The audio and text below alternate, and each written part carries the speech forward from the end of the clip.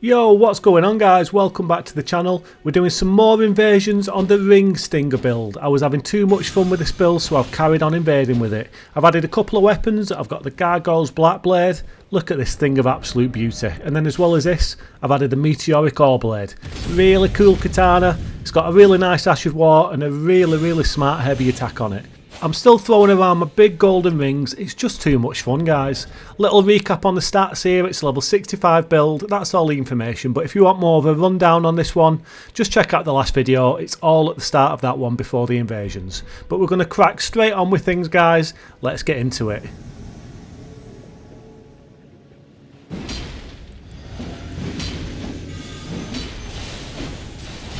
Alrighty guys, we're going to crack straight on with things. We're in the capital for this first invasion against this duo, and we're using the Great Epi.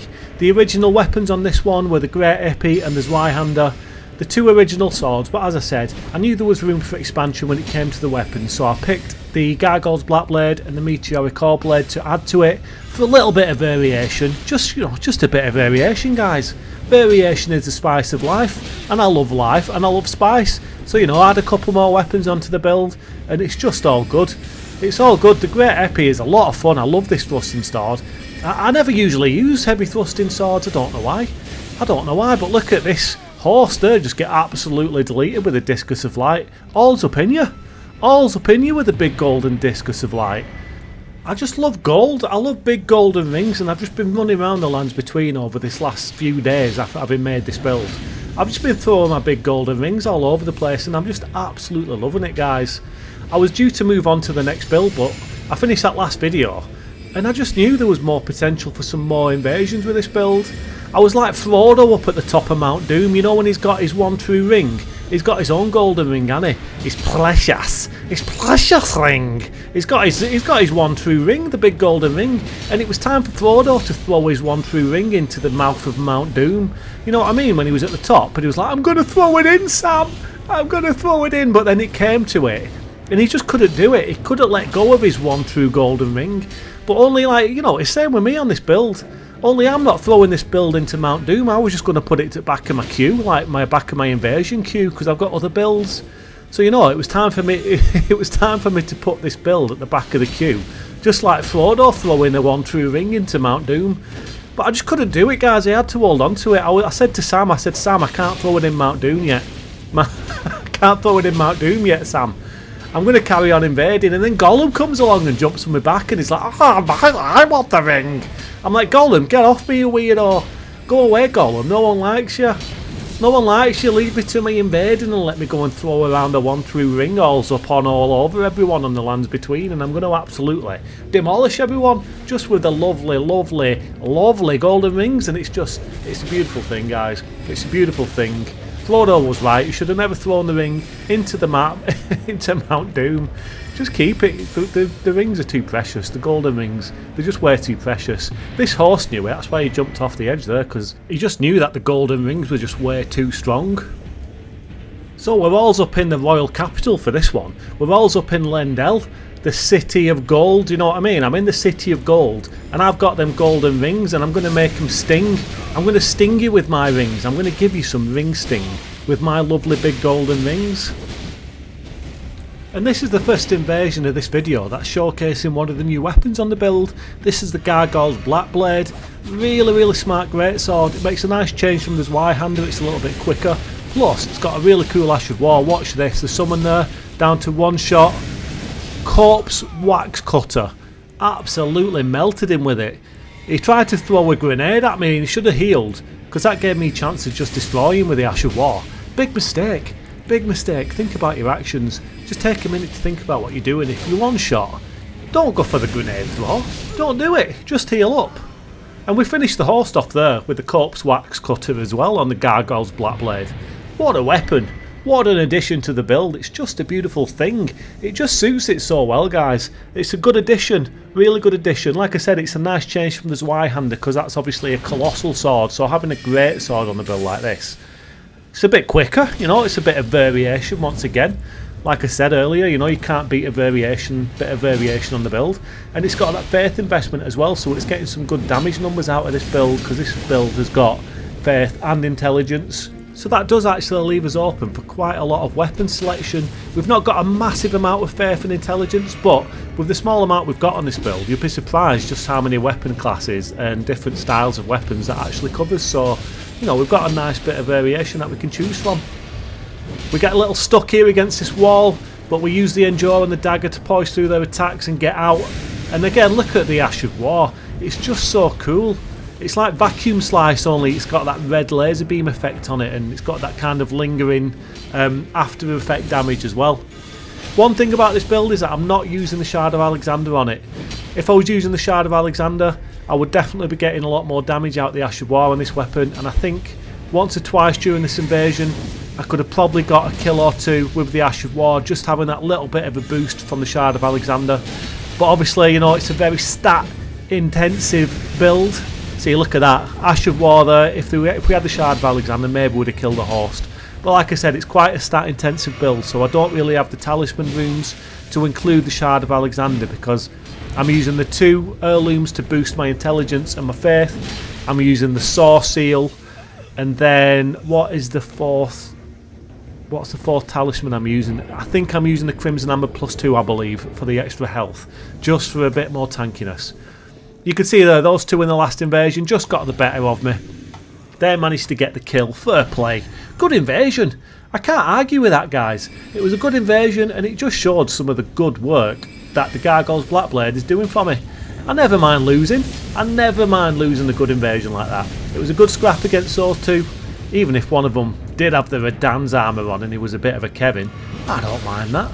I don't mind. They put up a good fight. They didn't do anything stupid. They didn't go running off.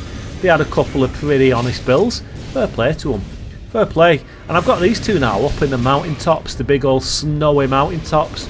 But I'm still coming at them with big golden rings. I'm going to give them some ring sting. This is the ring stinger, so you're not going to get away with your ring. You're not going to get away from me with your ring not stinging after after I've thrown my big golden rings at you that are gonna sting. My rings are gonna sting you. It's just as simple as that. But if you look at this invasion now, I've actually ran out of FP. I've run out of FP, so there's no more golden rings being thrown around in this one. It's down to my good old weapon. It's down to my good old black blades, the greatsword. I'm not doing any more funny business, and there we go. Few R1s in his face, and we just take him out. But it was a good scrap. That actual one-on-one with me and the host did actually go on for quite a while at the end. Now I cut it down, but that was a really good scrap. Fair play. We got the win. What can I say? It was a good one. Good invasion. Good invasion. And look at this, we're back in the capital, and these 2 little schmeagles are trying to set an ambush up. Like, I didn't realise his mate was disguised as a plant there, but I went in for a quick little backstab. He was obviously trying to pull a fast one on me. He was acting all idle, and they were like, when he comes and he goes for attack me, you can jump out. Disguise yourself as a plant, and then you can jump out and get him. But that didn't work, did it? That didn't work because I was too quick for you. I got in there and got the backstab. That's what I like. That's what I like. Now this guy was spamming the rivers of blood, so I was a little bit cautious about going in, but I've got something up my sleeve on this build. I do a little bit of a switch here to the old Zweihander, just for a bit more damage, and that's got the golden lands on it. Perfect thing to deal with the rivers of blood spammer. So I go in, do some big damage to the horse, and then watch this. The summon takes a big lot of damage. Little roll and attack there, and we just delete him. That's a summon done. That is the rivers of blood spammer done. Now we put a little bit of damage in on the horse, and I go back to the meteoric ore blade. This is the 2nd new weapon on the build. The katana. Really cool katana. It's a gravity katana. So, you know, it's not really in theme with the build in terms of the rings, but look at this. I can do stuff like this. I pull him in with the Ash of War, and then just give him a big old triple rings of light. All's up in him. All's up in him. Take my big golden rings to your face. The one true precious ring. Take the precious to your face. Just take it. And it was just a good win. This katana is really cool. The heavy attacks on it are quite cool. I've used this katana before on my Master build. I use it as a dual katana setup on that one, just as a weapon option. And I never make the most of the heavy attack on it. It's always got that kind of lunging forward heavy attack, really unique style of heavy attack. But on this build, I was really conscious of using it. See, watch this. Nice, we get a kill with it. I was really conscious of actually using the heavy attack. I always forgot to use it before, but in these invasions I tried to make the most of it. It's just a really cool weapon, it really suits the playstyle of the build. As I said, gravity doesn't really go with the theme of this build in terms of the golden weapons and stuff. But it's got all of those spells on the build as well, you know. It's got the Carrion Slicer and the Shard Spiral and the Magic Glint Blade. So a bit of intelligence with the gravity pull. You know, it's not that out of place, is it? It kind of suits it. And it just kind of goes really well. The Ash of War really suits the build, but gravity doesn't, but the Ash of War really does fit into the playstyle. Now look at this, this is a really, really cool one-on-one invasion. I'm not doing any editing on this one, I'm just going to play the whole invasion through, because this is just a really, really nice little one-on-one. Look at this guy. I mean, look at him, he's a caveman. He's just a caveman and he's got a big old stick. He's got a big old bonk stick. Can you get any more Chad than this? This guy's an absolute top G, look at him. I absolutely love him. And he's got the golden lands as well. And I've got the golden lands on my Zweihander. Oh, my dog's barking. Norman's barking. What's Norman barking at? Oh, shut up, Norman. I'm trying to record my audio. But if I'd have thought about it, right, I'd have got my Zweihander out here. And we could have had a little golden land duel, you know what I mean? A little golden lands one-on-one. But I was just enjoying the Meteoric Oreblade too much. So I didn't think to do that at the time. But I don't mind because this invasion just turns out to be really good. I get the kill. I give him a bow because that was just an absolutely awesome one-on-one. Can't argue with that, guys. That was just really, really cool. Fair play to that guy for just having an awesome build. I've spawned into Limgrave for this one and I'm against Disco Rose. What a name that is. Disco Rose. And it turns out that Disco Rose is pretty chill. Look at him. Just light up floor, dual katanas, and his mate wants to go first. His mate wants some ring sting. His buddy wants to take the ring sting first out of two of them. So I go at him with the Great Epi. I get the Glint Blade Phalanx on and I just start throwing stuff at him. I'm throwing stuff at him. I've got my big golden rings. I've got the Ash of War. I've got the spells on the build. But he's trying to parry me, right?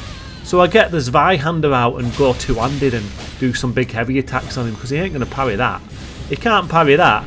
So I throw the golden lands out as well, just so he's got some projectiles coming his way, and that means I can put some pressure on him while he's trying to dodge.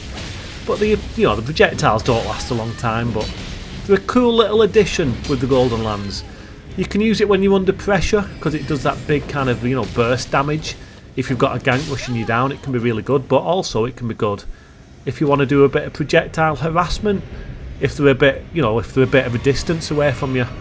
But you can see there, we managed to take out the summon, and now it's just me and Disco Rose. Come on, Disco Rose, what have you got? Look at that nice little Disco Rose. He's a very respectful guy or girl. Who knows? But he's respectful, he was waiting, he didn't gank, he just wants one-on-ones. Absolutely fine. Let's see what you've got, Disco. Disco Rose. Let's do it. Anyway, guys, I'm going to let this one play out in the background, but this is the last invasion of this video. Just a nice little few extra invasions on this build. Like I said, I was having too much fun to move on. Once again, guys, if you saw the last video, you'll know that this build was directly inspired by a build made by Rofo the Germ, one of my all-time favourite YouTube content creators. If you've never heard of him, go and check him out. You will not be disappointed. He's just a top bloke.